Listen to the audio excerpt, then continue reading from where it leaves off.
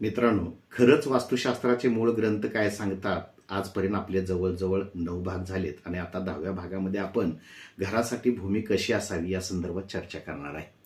तर घरासाठी भूमी कशी असावी यासाठी वराहमिहिर बृहत संहितामध्ये काय सांगतात ते आपण बघूया पहिल्यांदा.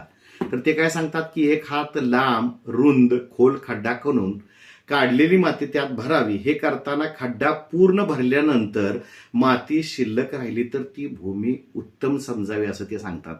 परत त्याच खड्ड्यामध्ये पाणी भरावे. नंतर 100 पावले चालून परत यावे. तेव्हा खड्ड्यातील पाणी स्थिर राहिल्यास ती भूमी उत्तम आणि पाणी जर मित्रांनो लगेचच मुरत असल्यास ती भूमी कनिष्ठ समजावी असं सांगितलेलं आहे.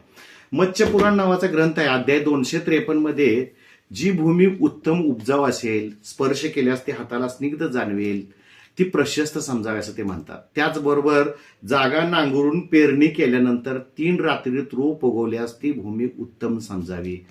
5 रात्रीत तुरळक उगवल्यास ती भूमी मध्यम समजावी आणि 7 रात्रीत उगवल्यास ती भूमी कनिष्ठ समजावी असं त्यांनी सांगितलेलं आहे.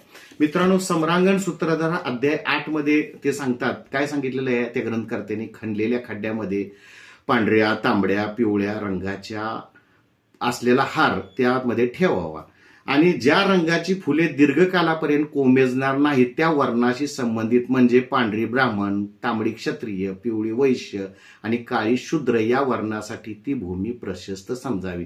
किंवा मित्रांनो, त्याच खड्ड्यातील पूर्व इत्यादी 4ही दिशांना तेल आणि वात तेवत ठेवावी.